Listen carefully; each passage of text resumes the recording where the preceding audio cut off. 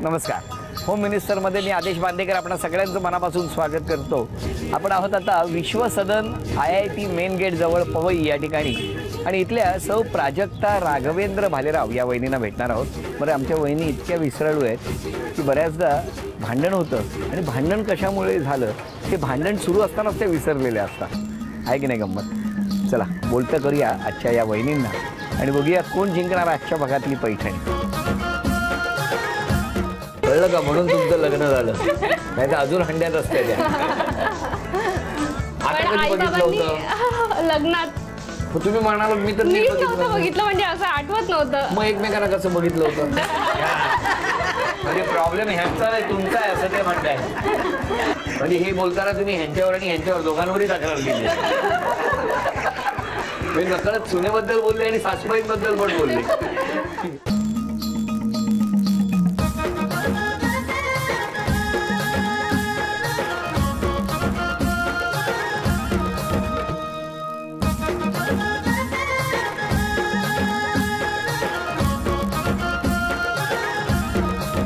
नमस्कार. नमस्कार. नमस्कार.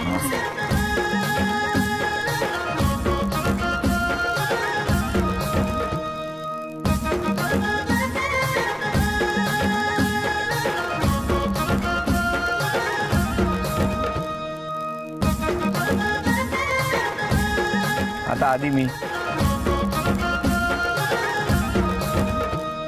धन्यवाद. या उखाणा. खूप दिवसापासून स्वप्न बाळगले होते उरी, होम मिनिस्टर यावे राघवेंद्र प्राजक्ताच्या घरी. अरे वा. मग आता काय पूर्ण झालं का? हो. चला निघतो. मला पण घ्यायचं आहे. अरे वा, काय बात आहे.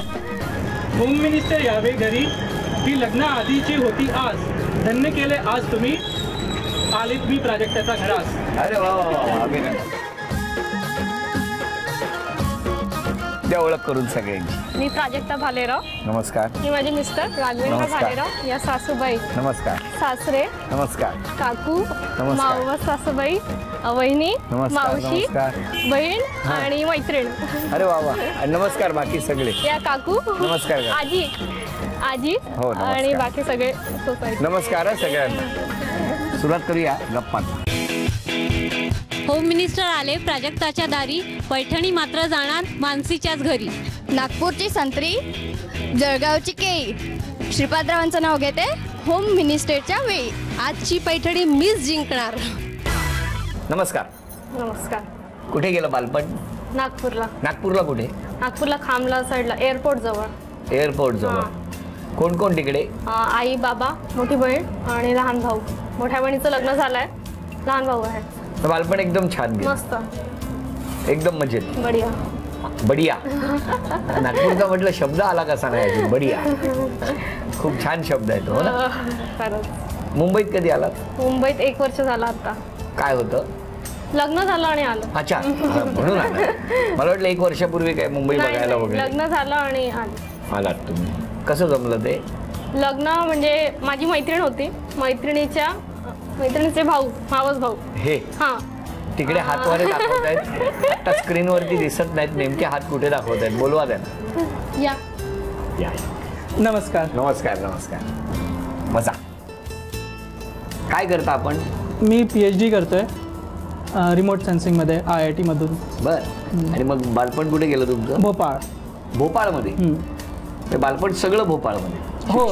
शिक्षणानंतर भोपाळमध्ये शिक्षण झालं BE पर्यंत. त्याच्यानंतर मग 2 वर्ष जॉब केलं. नोएडाला होतो 2 वर्ष. 1 वर्ष मग इंदोरला होतं MTechसाठी ट्रेनिंगसाठी. मग 1 वर्ष बँगलोर होतं. त्याच्यानंतर मग मुंबईला आहे 4 वर्ष झाले आता. आणि 6 महिने बाहेर होतं, फ्रान्सला होतो इंटर्नशिपसाठी.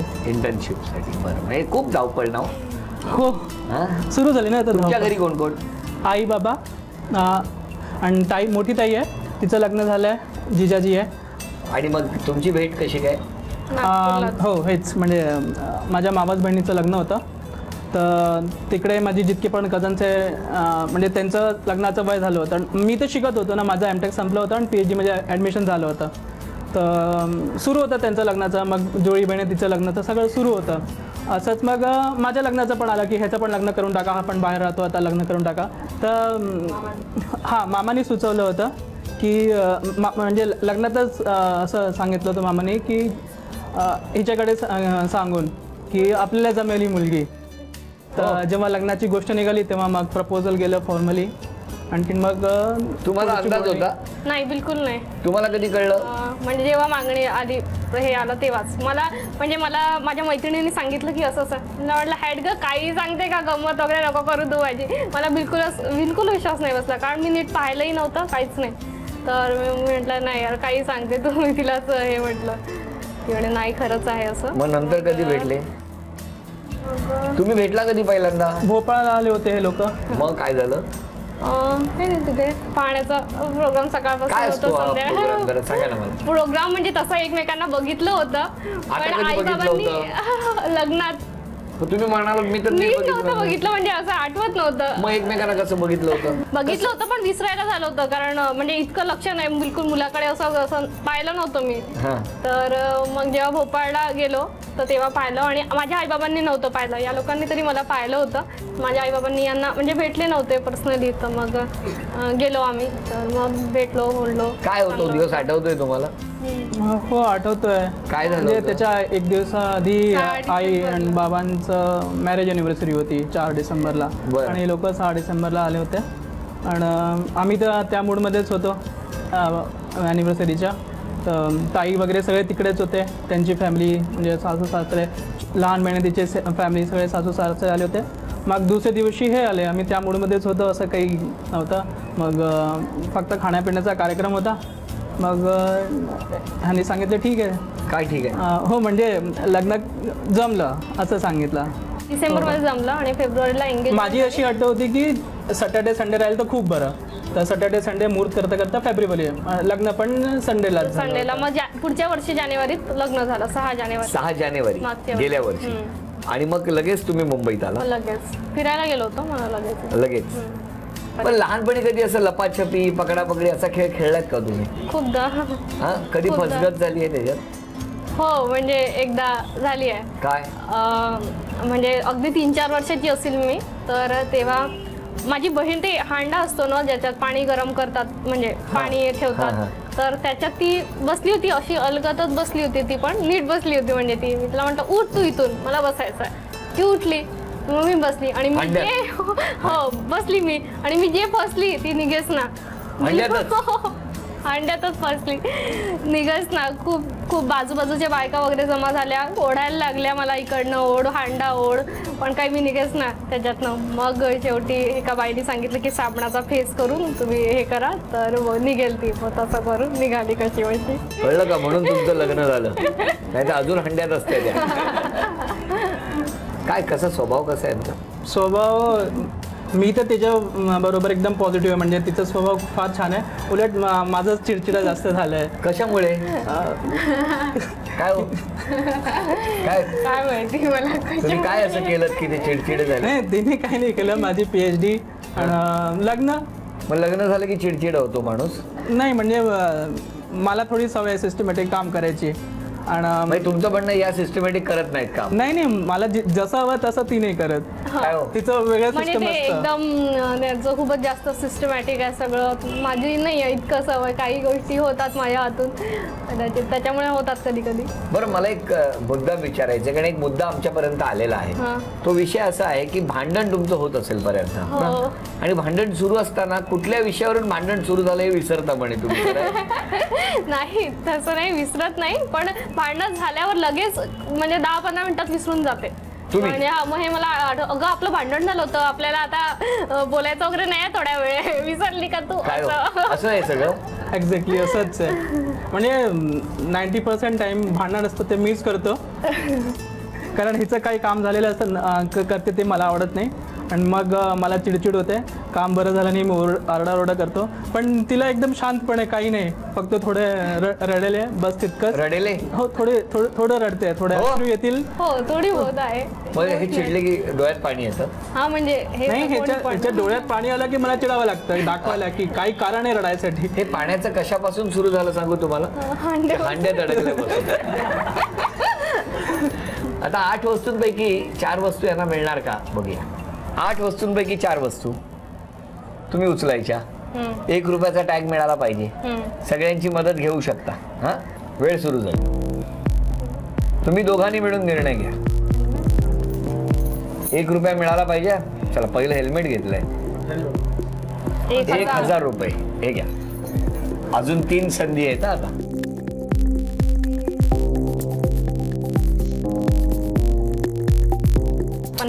50 रुपये घ्या. पॅन घेते.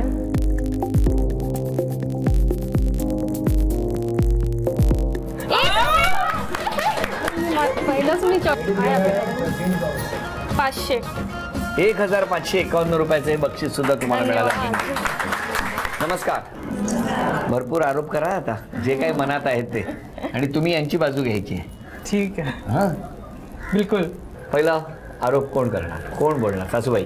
प्राजक्ताला मीच पसंत केलेला आहे, म्हणून मुलीसारखा मानते. तर आरोप तो माझे तसे जास्त नाही आहे काही, नाहीये, आणि चुका पण तिच्या पुष्कळ होतात, पण मी मुलगी समजून तिला माफ करते. हे झालं तुमचं. पण हे बोलताना माफ करते असं बोलताना चुका भरपूर होतात हे मात्र बोलतात. भरपूर होतात, पण एक चूक जास्त की सकाळी लवकर उठून ती घरासमोर रांगोळी वगैरे काही काढत नाही, आणि ती महाराष्ट्रीयन मुलींसारख्या रांगोळ्या काही शिकायला प्रयत्नही नाही करत.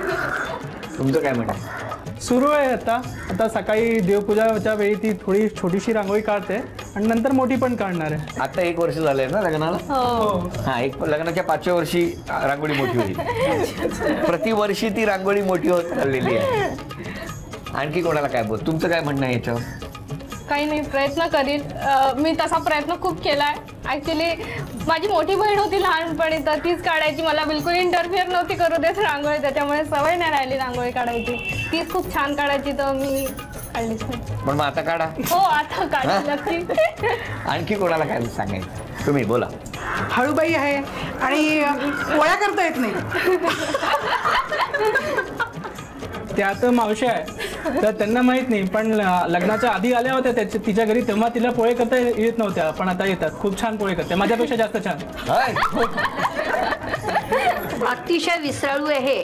जिथे जाते तिथे ती आपला एक कपडा ठेवूनच देते, आणि म्हणते आजी तुझ्याकडे राहिलंय, आता तू येताना घेऊन ये.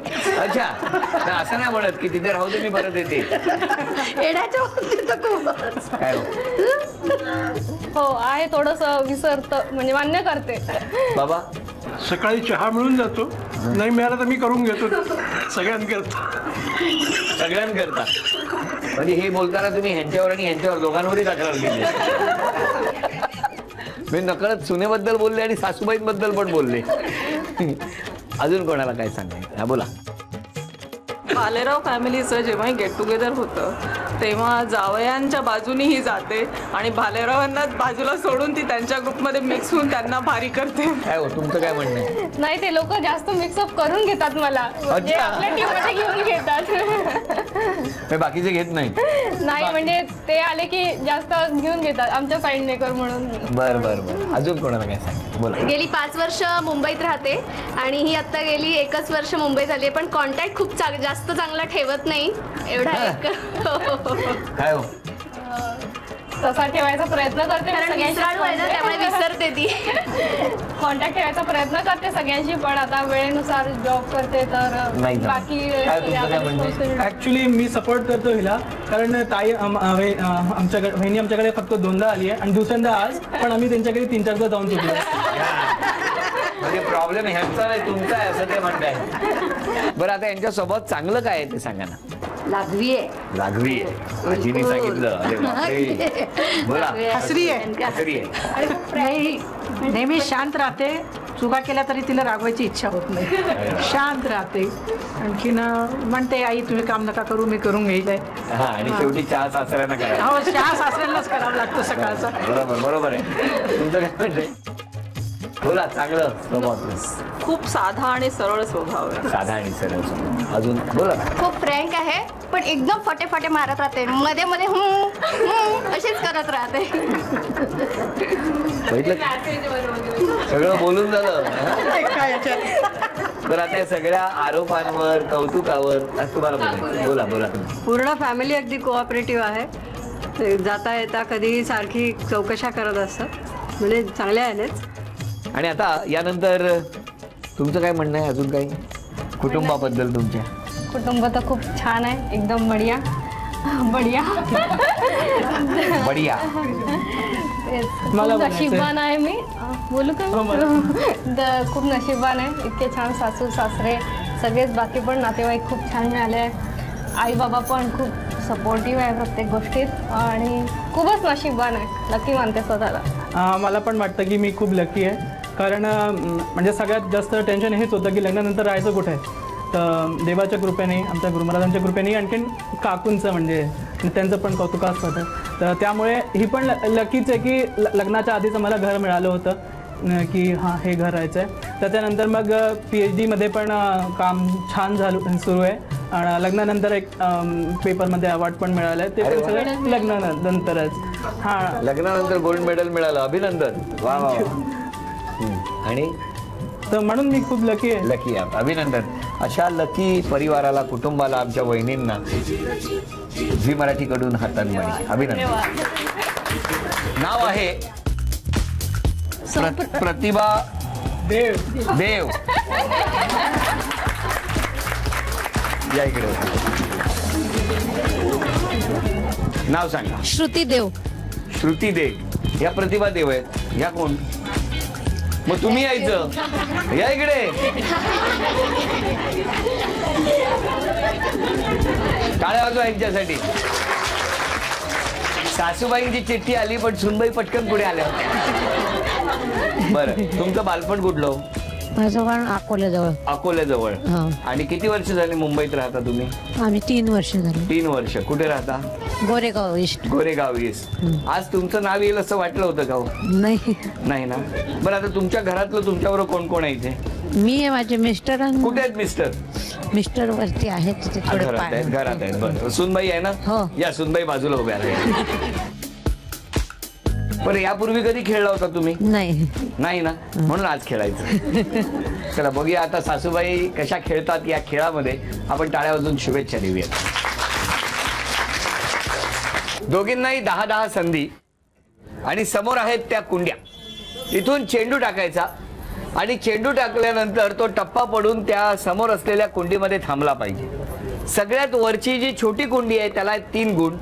मधल्या ज्या 2 कुंड्या आहेत त्याला आहेत 2 गुण.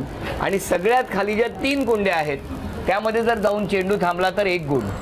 एक टप्पा पडून चेंडू गेला किंवा थेट टाकला तरी चालेल पण चेंडू आतमध्ये थांबणं गरजेचं. 10-10 संधी दोघींनाही मिळणार आणि यामध्ये दोघींपैकी ज्यांची गुणसंख्या जास्त होणार त्या ठरणार आजच्या भागातल्या होम मिनिस्टर, ज्यांना मिळणार आहे पैठणी. आणि 10 चेंडूंमध्ये नाही भागलं तर मग आणखी 10-10 चेंडू मिळणार. बघूया काय होत आहे. तुमच्यापासून सुरुवात. इथे मध्ये उभ्या राहा. टप्पा पाडून गेला तरी चालेल.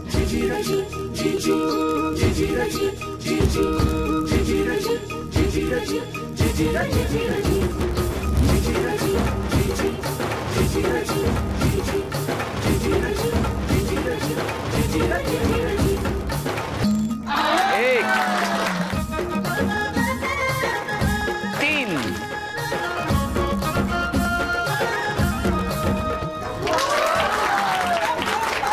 4 गुण. अभिनंदन. अभिनंदन. आता 10 संधी तुमच्यासाठी.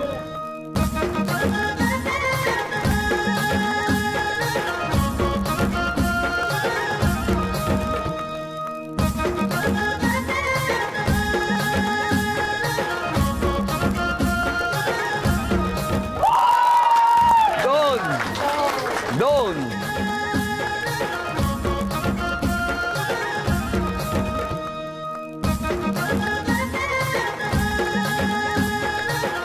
अभिनंदन.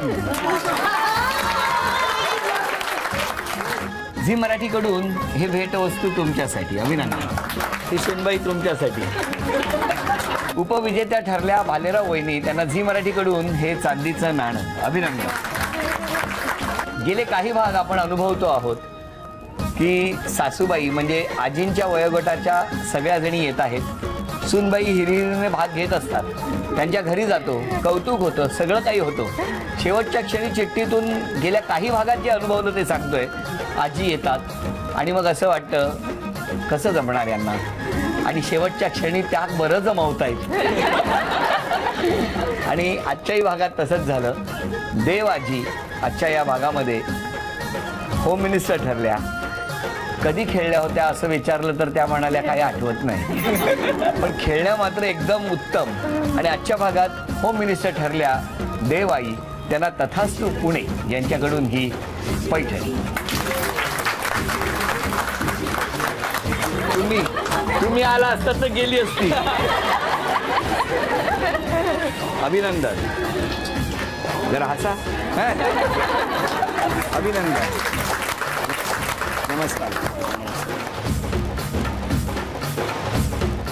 शूटिंग एका बिल्डिंग मध्ये झालं आणि मग शेवटचा खेळ करायचा होता. तर त्याच्या बाजूलाच असणारी ही हरिनिवास, त्या हरिनिवास मधल्या दातार काकांनी त्याला लगेच मान्यता दिली आणि त्यामुळे खेळही इथे रंगला. तेव्हा हरिनिवासच्या सगळ्या कुटुंबियांचे, दातारांचे मनापासून आभार. आणि हा आजचा भाग इथेच संपतो आहे पवईतला. पुन्हा भेटूया अशीच एक पैठणी घेऊन अशाच आनंदात होम मिनिस्टरच्या पुढच्या भागात. नमस्कार.